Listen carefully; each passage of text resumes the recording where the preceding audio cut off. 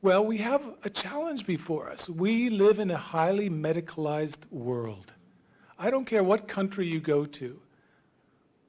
It doesn't matter whether it's rich or poor. The answers, according to experts, for any mental disorder is people who have a medical degree, people who can dispense drugs, who can give us talk therapy. Now, I've benefited from all of those things. I'm not against it.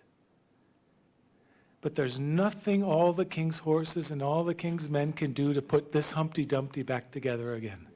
Because once broken, there's nothing they can do to fix us. So what's the answer? Well, the director of my National Institute of Mental Health wrote an article in 2006. Notice up on there, he's using the word cure therapeutics. Now, Tom Insel is his name. He's a colleague of mine from Emory University.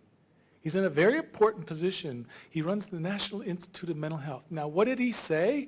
In the previous slide, he had the honesty to say that there are no cures for mental disorder. And he goes on to say in this article, we have made no progress on mental disorders since 1996, while we are making progress with things like heart disease and cancer. Why are we making progress in those latter two? Well, because they're searching for cures. The people in the mental illness, the real problem is people who do research are only trying to improve on existing therapies, trying to reduce side effects. The problem is with the research community. They shoot for very low goals. Now we should shoot for a cure for mental illness. I read that article, and my students know me. They call me Dr. Positive, but they also call me Dr. Potty Mouth. I was livid. I was swearing. I was using foul language, thinking, how can you make that promise to people who suffer from mental illness while you invest 7% of all your money in prevention? The rest, 93%, goes into doing more research on brain and genetics. They think they're going to find a cure. So what have they done? Well, this is one of the fathers of the American independence. He had a definition of insanity. And he said the definition of insanity is doing more of the same thing, but expecting different results. And that's exactly our approach to mental illness. Now we're going to shoot for a cure, but what are we going to do? Nothing different, really. I just want more money. That's what he wants. It's a laudable goal, don't get me wrong. But we play in a world where it's zero sum. They get more money. Those of us who want to invest in something else have to wait because they think they have all the answers. That has to change. That has to change. In fact, we do have a new message. This has been around since, gosh, I've been doing work trying to study the history of this common phrase. If you go to the World Health Organization, 1948, open up their document. They defined health as more than the absence of illness, and then they go on to say it's the presence of certain kinds of well-being. Well, guess what? Every document I've seen in public health uses that in its first page, and you never see it after that. What do they study? Death and disease and illness. They do not study the causes of life and health. They study the causes of death, disease, and illness. And they will never get to that promised land by focusing only on illness and disease and death. Because this is true. We developed a measure of mental health by actually going back and studying the philosophical arguments about what is a good life. What is a good life? Now, I talk about the Greeks a lot, but I think other cultures were talking about this long before the Greeks. The Greeks were just the ones who had a recorded history. So they left behind things that others could sort of take with them and write about. This goes way back. So what is happiness, in other words? When the Greeks talked about happiness, they weren't just saying, well, let's put on a smile. They were inviting all of us to think deeply about the kind of life that is worth living. Because if you don't think about this on a regular basis, it will never happen. Isn't it so easy? When you walked out of your home today, you were probably thinking, I want more of that, right?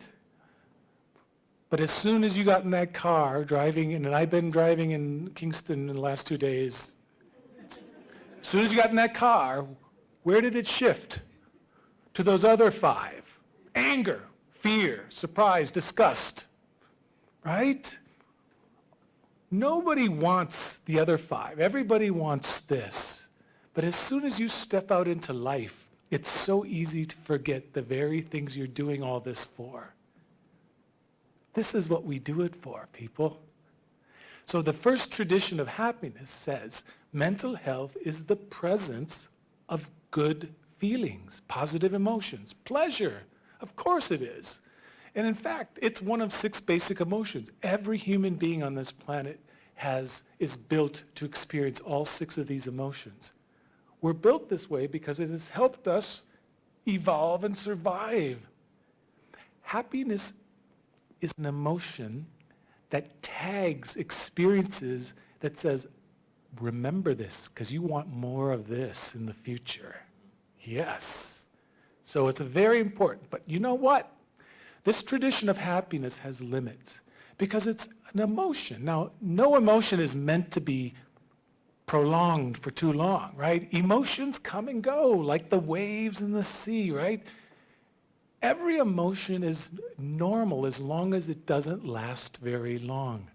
But yet, the problem is, in the US, and I'm sure this is true in Jamaica, when they're chasing happiness, they're chasing something that they can't hold on to.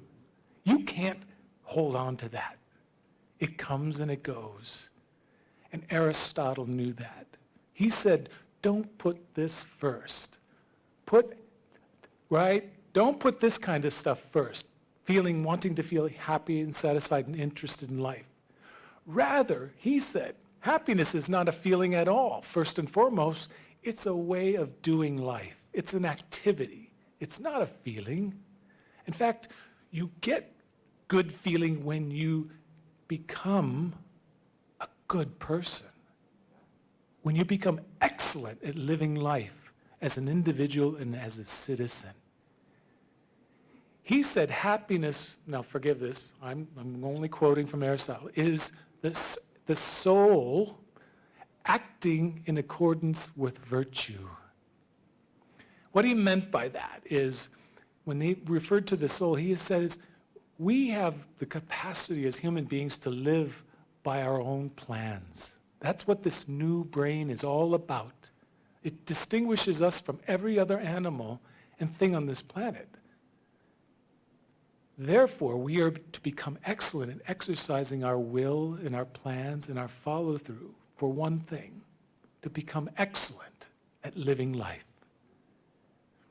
And if you live an excellent life, nobody can take away the satisfaction you get from doing it well. Nobody. Nobody. So this is how we measure Aristotle's version of happiness as an activity. We ask people, how much do you like who you are? Second, do you have warm, trusting relationships with other human beings? Third, are you being challenged to become and grow as a better person? Fourth, does your life have purpose? Does it have direction? Does it have meaning? Fifth, are you able to manage your life? And last but certainly not least, are you confident to think and express your own ideas and opinions? This is called psychological well-being because it privileges 2 pronouns, me and I. Now, I'm a sociologist. I hang out with psychologists, but when I'm with psychologists, I start thinking, wow, it's only about I and me. Human beings also function in the other pronouns, we and us.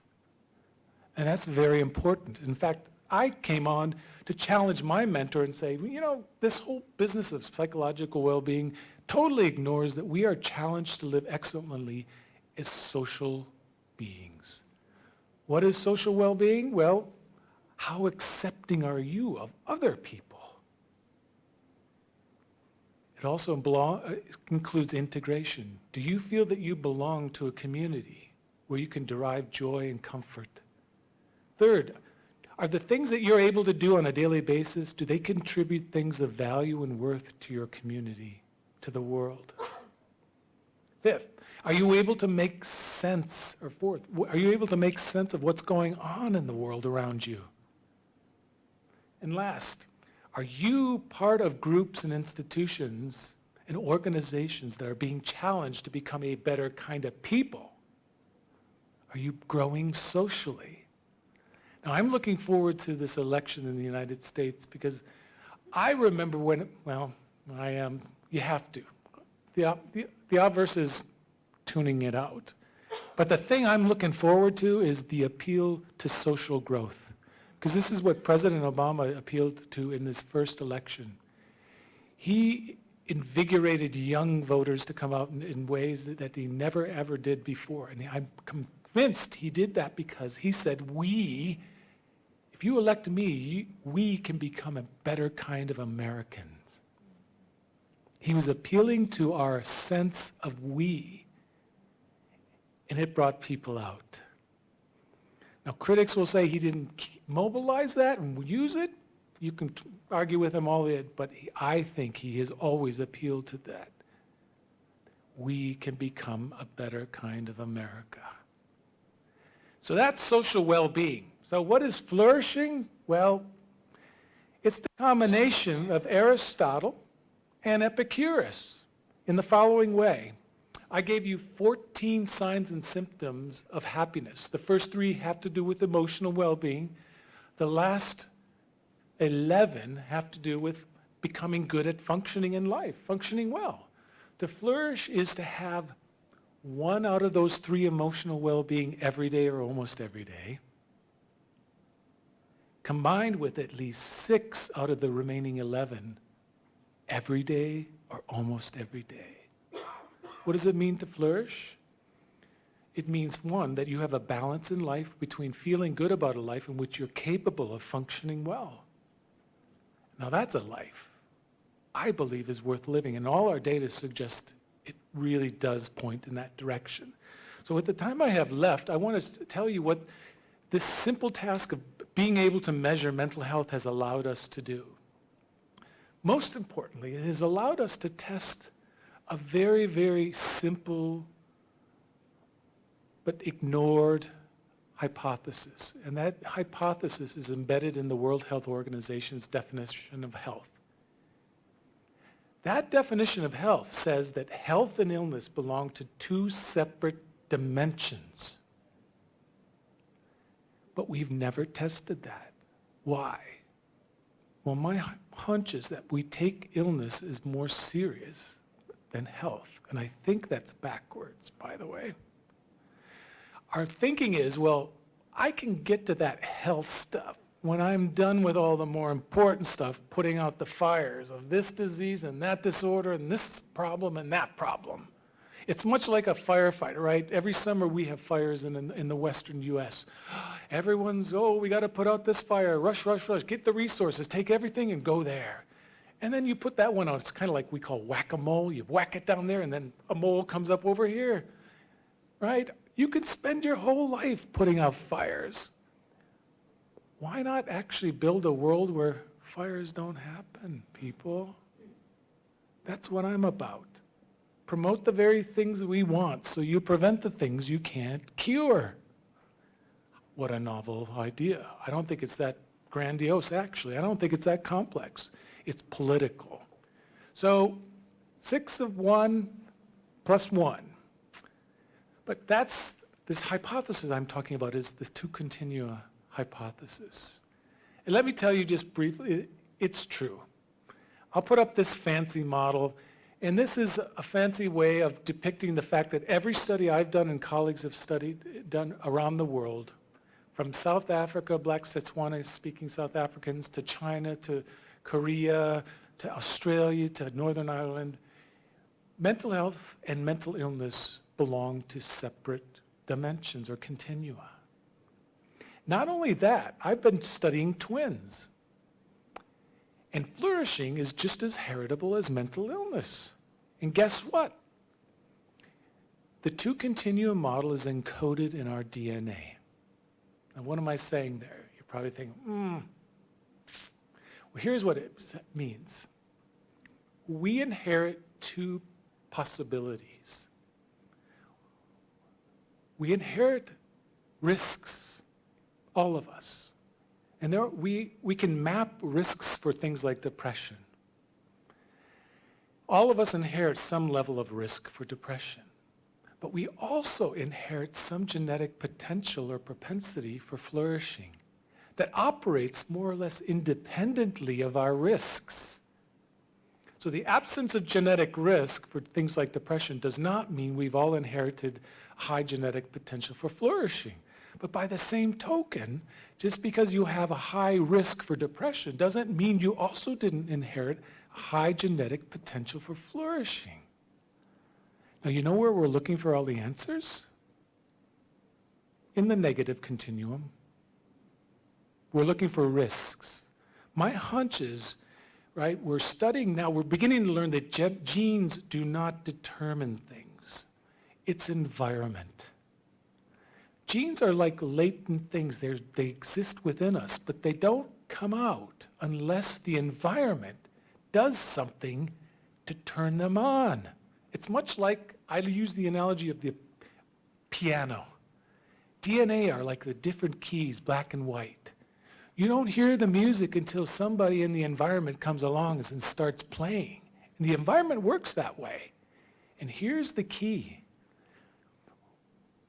We should be focusing on what environments activate our genetic potential for flourishing rather than simply looking for the risks. Because my hunch is, if we activate our potential for flourishing, we are buffered and much more resilient to any risk that we've inherited. And I have data to show that. So let me go quickly over the implications that flow from this two continuum model. So it's in our DNA, and everywhere we measure it, it's true that the absence of mental illness does not mean the presence of health. So let's look at some data here. Here's some data from US college students. If you looked at any mental illness in the past 2 weeks, roughly 13% of US college students would have either depression, panic disorder, or generalized anxiety. What does that mean? Well, people who are counselors and psychiatrists in clinical would look at that and they would say that's too much, and I agree with them. But if you're the president of a university or the CEO of a company, you're probably saying, wow, that's not bad. 87% of my people are free of mental illness. All is well, right? You're right. No, darn right. When you finally measure mental health, what do you find? Less than 50% of US college students are free of mental disorder and flourishing. Less than half. We've done studies in the US adult population. Less than half the US adults are flourishing. In the Netherlands, less than 38%. So the absence of mental illness does not mean everyone's flourishing. But look at that.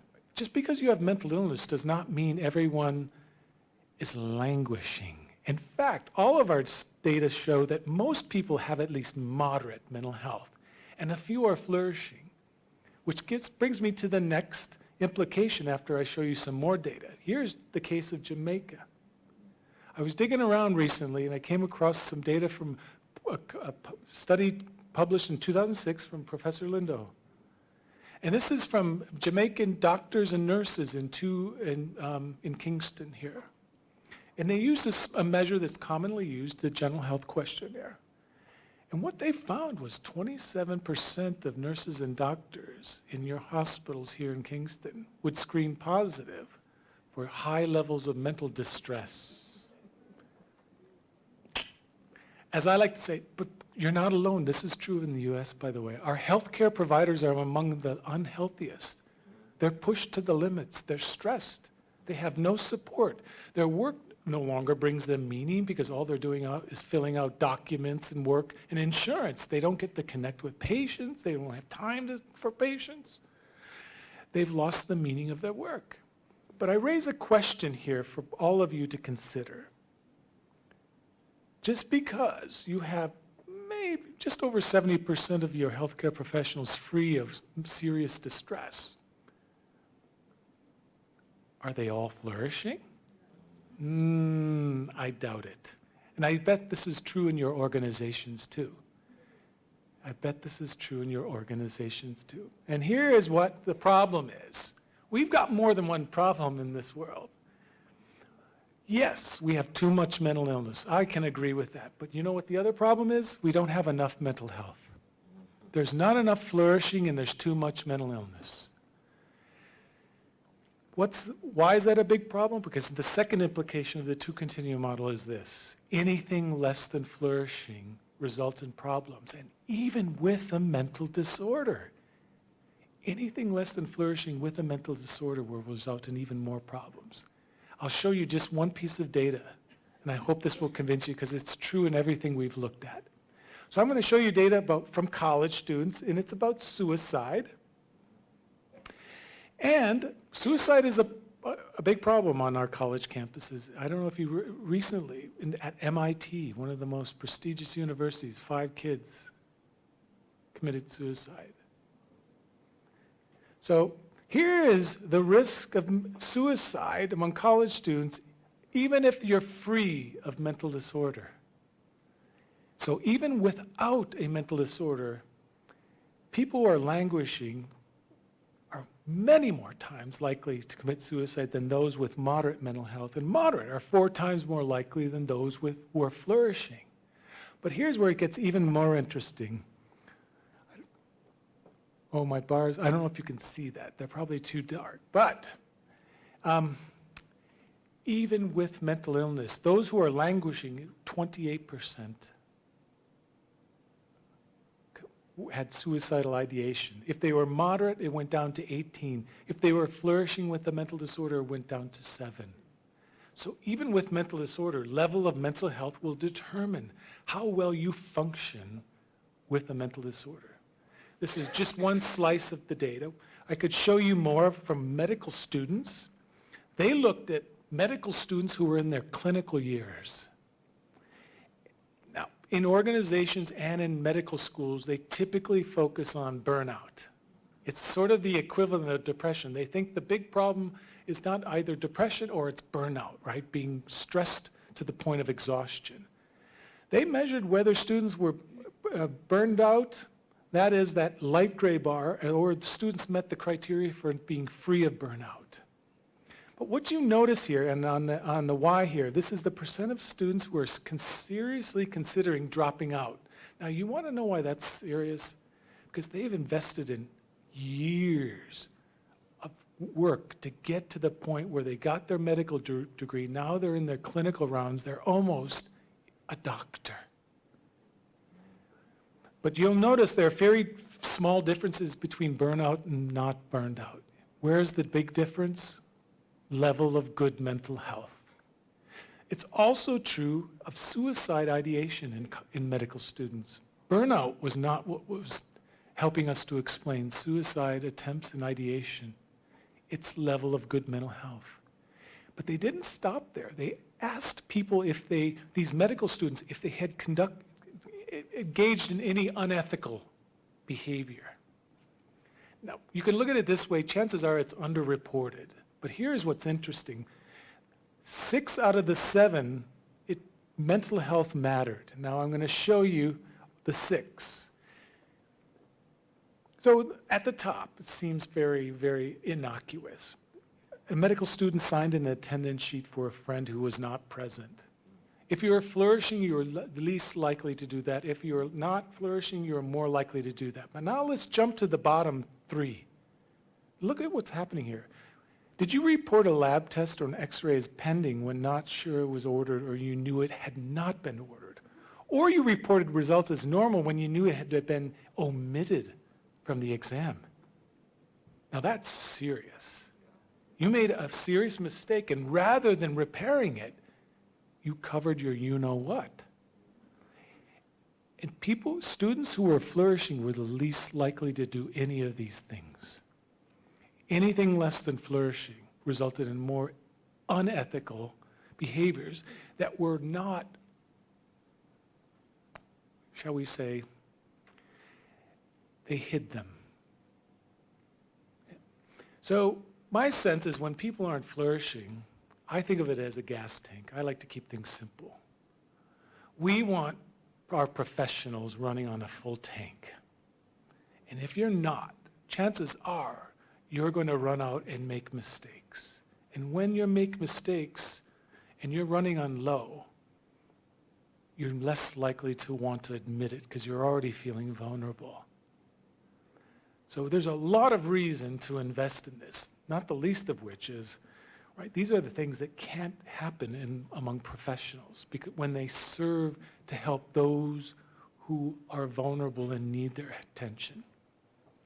So the third implication of the to continue model, the absence of good mental health can sometimes be as bad as the presence of mental illness. It sounds unusual, but let me show you some data. A graduate student at North Carolina working with Barb Fredrickson did this in her dissertation. She studied the amount to which people did any of these 6 activities. She would call them up every Tuesday. And at the end of the day, she would ask, how much did you socialize? How much did you help others? How much did you learn something new? How much did you play? How much did you exercise? And did you do any spiritual activities that day? Now, she chose those 6 because she thought if you did more of these, you would end up having a better day. And they measure that in terms of positive emotions, in terms of happiness as emotional well-being. Well, I'm here to tell you 5 out of the 6, if you do more of them, results in more positive emotions at the end of the day. Exercise didn't. Usually in America, that gets a laugh, right? You don't really think exercise, wow, no. But interestingly, if you did more of these 5 things, you had a better day. But here is where it gets interesting. So there's our friend, and they're measuring positive emotions, happiness, hedonic or emotional well-being. Now here, they looked at whether people were flourishing, whether they were depressed, or if they were free of depression but not flourishing. Now look at what happens. If you don't do any of those 6 things, it doesn't matter whether you're flourishing or not or depressed. You don't have a good day. Very little positive emotion. But if you're depressed, now again, I don't know if this is showing up well. If you do more, you actually do experience more positive emotions. But here, if you're not flourishing, it's no different than if you're depressed. But if you're flourishing, what happens? Doing more of the same things results in a much better day. But my point here is to say, if you're not flourishing, doing more of the same activities that are available to all of us brings no more joy than if you're depressed. And that's pretty serious, if you ask me. This is one study where the absence of mental health was no better than depression. And last, I want to end here. Right, we put out fires. We're really excited when there's, at least in public health, we're excited when there are epidemics. Because that means we have things to work on, right? We want to put out fires, right? There's an epidemic of obesity. Oh, great, we've got something to work on. There's an epidemic of depression. Great, we've got something to do. Well, what's the point of living longer if you're not going to able to live a good life? Yeah. Right, what's the point? And in fact, there was a study I find very interesting. They were asking older people, would you take a shorter life that was lived healthier over a longer life where you had to live with some chronic diseases, like diabetes or heart disease? And you know, even if you can manage those chronic diseases, guess what? They said, I'd rather live a shorter life with more health than a longer life lived with chronic diseases. Yeah. When you ask people, they'll tell you, they speak truth. All this obsession with death is getting us nowhere. So let's talk about health. Well, Here's a study we did in the US adults. We studied them in 1995, and we assessed whether in the past year they had depression, panic disorder, or generalized anxiety. These are the three most common mental disorders probably in the world. In 1995, 18.5% of US adults had one of those three. We followed them up 10 years later, and guess what? 17.5%. Really? Nothing had changed, except one thing. 52% of the cases in 2005 were new. Yeah. So this is the story that I tell the public health people. While we're putting out fires, at least some of the fires of depression and